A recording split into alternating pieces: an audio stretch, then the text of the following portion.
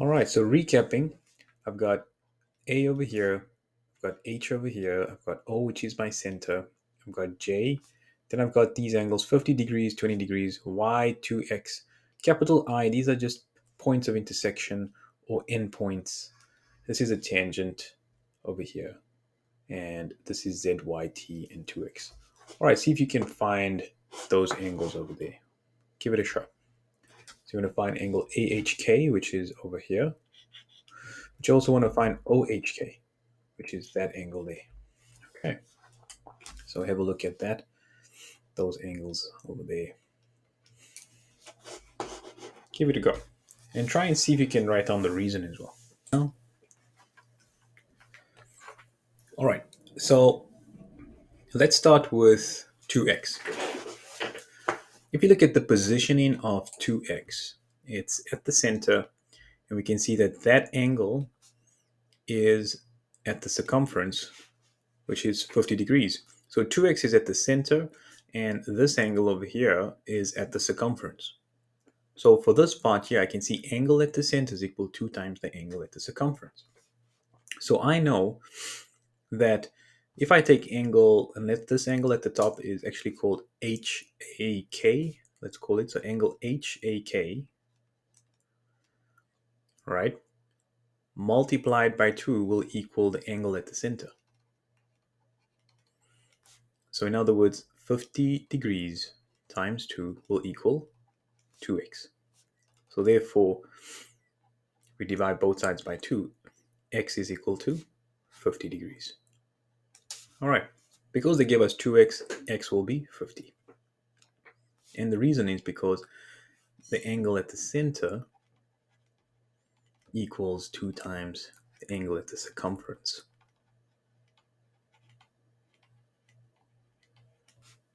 Okay. The next thing I got here is some kind of tangent. All right. So I know that AB will be running across it. So we first have to find that angle over there. Now, if I look carefully at this, it looks like in order to find angle T, it's definitely going to be some kind of angle which may be built on some other concept. Let's see if we can find this one out here. Definitely short of information. Let's just add whatever information we need in here. All right, so we're supposed to have that angle over there being 5 degrees. I'll just highlight it for you. So this angle over here is 5 degrees.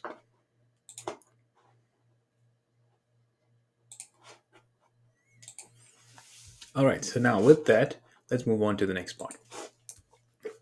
So this is going to be technically 100 degrees. We also know that angle at center equals 2 times angle at circumference. Okay, we're done with that. Now, this angle over here and this angle over here is equal because this is an isosceles triangle. Because OH will equal OK. They are radii. And so 2x becomes 100. So therefore, OHK, angle OHK, will equal angle OKH.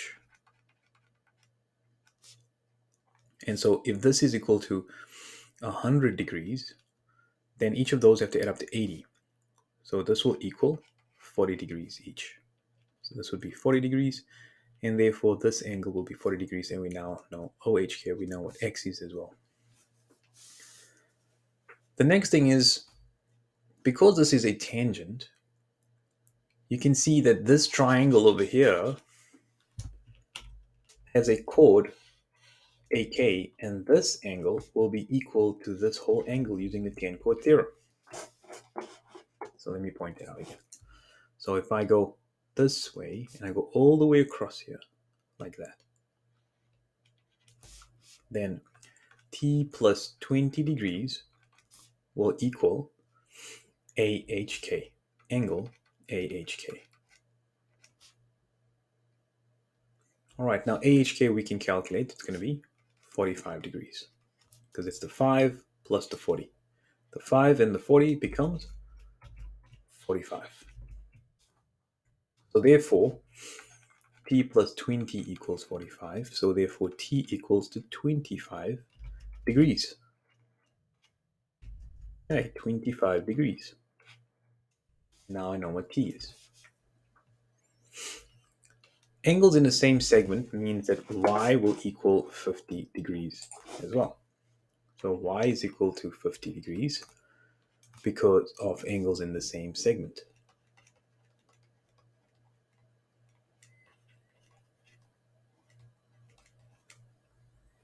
And z is the exterior angle of the cyclic quad. So z will equal 70 degrees because z is the exterior angle of the triangle of the cyclic quad.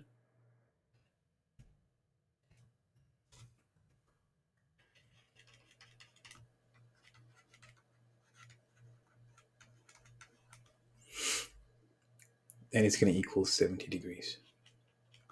Okay? Because it's going to be that angle equal to this angle. Exterior angle of a cyclic quad equals the opposite interior angle. And so we found z, and now we found y. And we're done.